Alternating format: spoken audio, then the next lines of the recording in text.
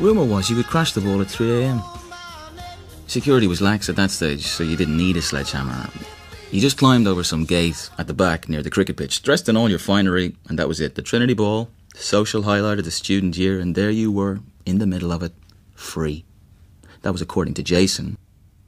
Brendan wasn't sure it would be that easy, but he wanted it to be. And Jason did have a way of persuading people to help him. Like tonight.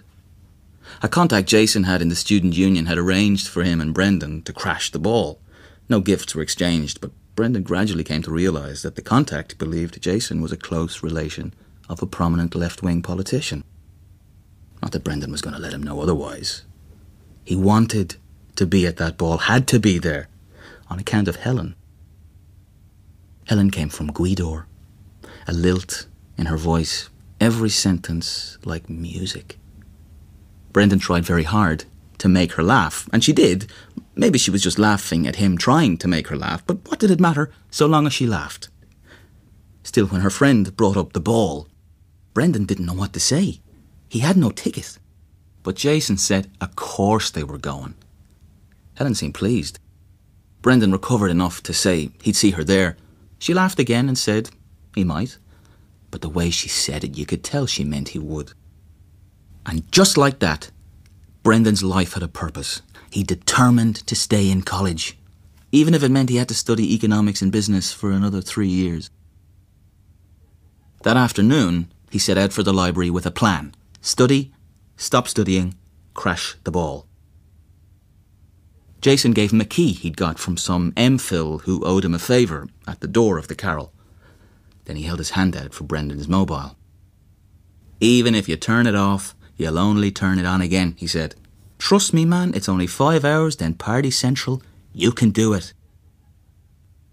Alone, Brendan surveyed the royal blue padded walls of the tiny cubicle. A chill passed over him, his father's words in his head. Marketing. Branding. The whole world's a brand. You, Brendan, you're making a brand for yourself in these college years. What does your brand say about you? Brendan knew he meant well. He also knew, from the first lecture when he fell asleep 10 minutes in, that he, Brendan, was never going to get it. He felt sick at the prospect of opening Macroeconomics 101. But his father was right. Jason was right. The exams weren't going away. They were coming closer with every preternaturally loud tick of the library clock, and the prospect of being on the outside of all this, away from college, away from Helen, well, that was no prospect at all. No. He was going to go for it. This place is just what I need. Only a few hours, then the ball. I can do this. Macroeconomics was not as straightforward as Brendan hoped. It was taxing. But he made it through the introduction. He took copious notes, his hand hurt, his brain hurt. At the end of chapter 1, he put his pen down and raised his head. Was Helen out there studying too? She was a drama student. Drama. Something he knew nothing about. He could go and find her and... He stopped himself. No. He would stick to the plan he'd agreed with Jason. It was a good plan. He sat back down and ploughed on. It was chapter 4, page 2, The Velocity of Money, that did it. Faced with multiple charts, graphs, and Venn diagrams that made no sense no matter what way he moved the book around, at 6 p.m, Brendan lay his head down. The pages of Macroeconomics 101 were surprisingly comfortable, cool, with that lovely smell some books have, ones that haven't been opened much. By 6:10, he was dozing. At 9:45, when the security man did his final checks, ringing a little bell, the tinkling incorporated itself nicely into the dream Brendan was having. He and Helen were waltzing through an open meadow to an audience of psychedelic, happy cows. By the time the security man turned the key in the lock of the cubicle door, the two lovers had waltzed beyond the cows, and Brendan was totally oblivious to all sounds except those of his imagination. He stayed like that, with the book as his pillow, snoring and oblivious for a long time.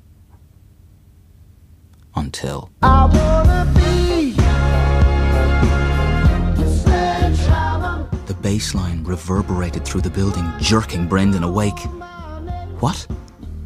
He had no idea where he was. He looked at his watch. 3 a.m. He opened his mouth to call for help, then shut it just as fast. If they found out he was in here, anything could happen. He might even be arrested. The whole library would be lit up and everyone at the ball would turn to see him being dragged out. Helen would see him too, if not now, then later, on YouTube, because some joker would film it, and then he'd be forever known as the moron who got locked in the library on the night of the ball and still failed his exams, and even Brendan, who knew nothing about branding, knew this was not what he wanted to be known for.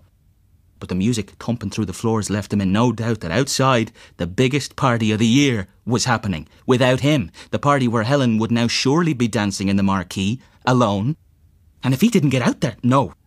That was not an option. He had to be there. If they caught him, so be it. He had to try. First, he rammed the door. No luck. Then he ran at the wall, hoping it'd crash open. It didn't. Then he looked up again. But this time he noticed something he hadn't seen before. The Carrel had no ceiling. Brendan leapt onto the desk and flung his left leg over the top. His foot pawed the air till it found something solid. Then he threw his other leg over. But the something solid was a trolley, which slid away from him as he crashed to the ground, books toppling over him as he landed. He kicked the trolley. That just made his leg hurt. Then slumped down among the pool of books and gave in to feeling sorry for himself. I'm never getting out, am I? If anyone was around, they'd have heard that racket. I'm going to be stuck here till morning. He picked up one of the books from the floor. A play. He'd never read a play. Maybe he should. It'd give him something to talk to Helen about. No Way Out. Jean-Paul Sartre. Yeah, I know that feeling. Maybe I'll skip to the end, see what happens. Oh, right. That's not very positive, is it? Give me some hope, John Paul, will you? What's this? Samuel Beckett. End game. What happens to these lads? Right. Stuck here at the beginning. Stuck here at the end. Lovely, just what I need. Maybe this one. The Unnameable. Right. So here we have a man, possibly stuck in an urn, also starring a worm. Why not? He opened the book at random and started reading. And then a strange thing happened. This wasn't like macroeconomics. As he read, the book seemed to speak to him. It was like the I in the book was him in all his misery. He wrote in the margin, I know how you feel, mate. I'm a worm too. A loud cheer went up below. Brendan dropped the book and went over to the window. Way down on the arts block lawn, everyone was milling about. He waved, but no one looked up.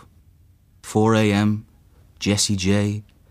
They were cheering for her. He liked Jessie J, even if she wasn't cool. So did Helen. First song started up. It's not about the money, money, money. Jessie J was right. Helen was right. His dad was wrong. It wasn't about the money. It was about love and music. Brendan banged on the window and shouted out, I'm not a worm. I'm a man. Hang on, Helen, I'm coming. He ran as fast as he could through the main door, then stopped. No sirens. No flashing lights. He bounded down the stairs, floor by floor, with only the sound of his footsteps and the boom of the ball getting ever closer. He had made it to the ground floor and was just about to risk pushing open the double doors when a familiar sound stopped him in his tracks. The sound of snoring. Another student. Trapped. Just like him. He called, Wake up, mate. We're breaking out. The snoring stopped. A door creaked open and a deep voice cried out, You! Stop right there. Brendan stopped. It wasn't a student. It was a security guard. ID. Now. Brendan handed over his ID. This was not good. I just fell asleep upstairs in one of the little room things. The Carrels. They're for postgrads. You're a first year. Outside, Jessie sang, We just want to make the world dance.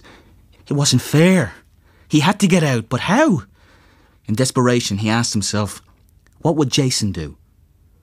And all of a sudden, he knew what to say. I didn't know. I'm sorry, sir. When I woke up, I called out, but no one came.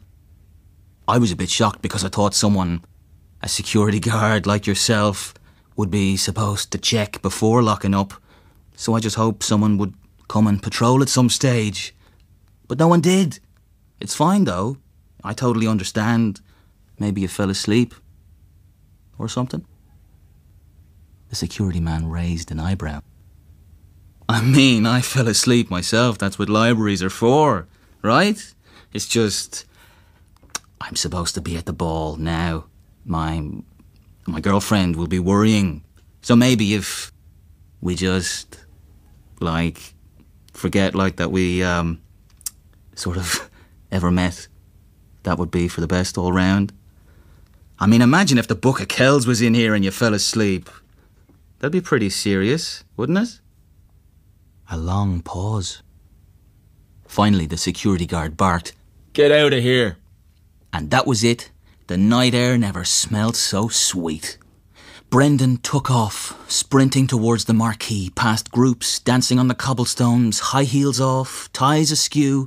He made it just in time for the final verse. In the middle of the quad, a couple were standing arm in arm, rocking from side to side, as if to some slow waltz only the two of them could hear. She looked kind of familiar. He looked kind of familiar too. And as Brendan drew closer, he realised who they were. It wasn't the first time Jason had ended up with one of Brendan's prospective girlfriends. It wasn't the first time Jason's advice hadn't worked out for him either. But it was the first time Brendan realised that it might not have been all his fault.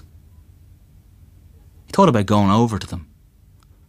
He thought about knocking Jason to the ground and calling him a cad or some other word of abuse suitable for an occasion when everyone's dressed up. But then he thought, nah. Let them do what they liked. He didn't care anymore. None of it mattered. Not really. That book in the library spoke to him. He didn't have to study economics and business if he didn't want to. He'd do his exams, then talk to his dad. He looked up. The moon was still in the sky. And as he stared, suddenly, he saw a girl. Stretched out on a low branch in one of the cherry trees. The silver threads in her dress glinting in the light. Maybe she was counting stars. Maybe she was asleep. Brendan didn't know. All he knew was that he was going to climb up and find out. The ball was still on. The band would stay playing till dawn. Brendan was no longer a worm. He was free. And right now, he was the happiest he had ever been.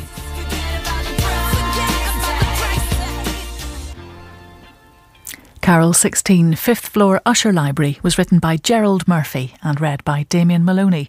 It was produced in Belfast by Heather Larmour. The 4 o'clock show kicks off 2013 with a new story, Owen Colfer's The Legend of Spud Murphy, and 2 helpings of Dick and Dom's science series, How Dangerous Is Your Holiday? Join Mel Gedroych for the 4 o'clock.